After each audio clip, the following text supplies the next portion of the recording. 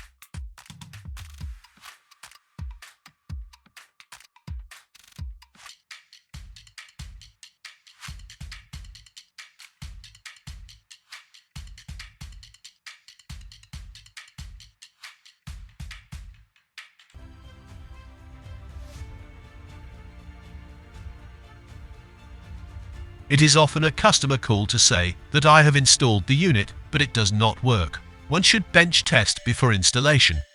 It is costly to remove and reinstall a unit. It is very simple to bench test VTM96M.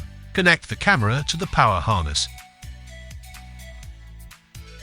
Connect the power harness to a camera.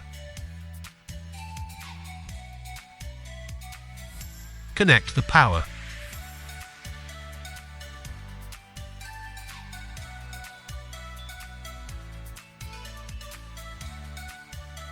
Test the backup trigger.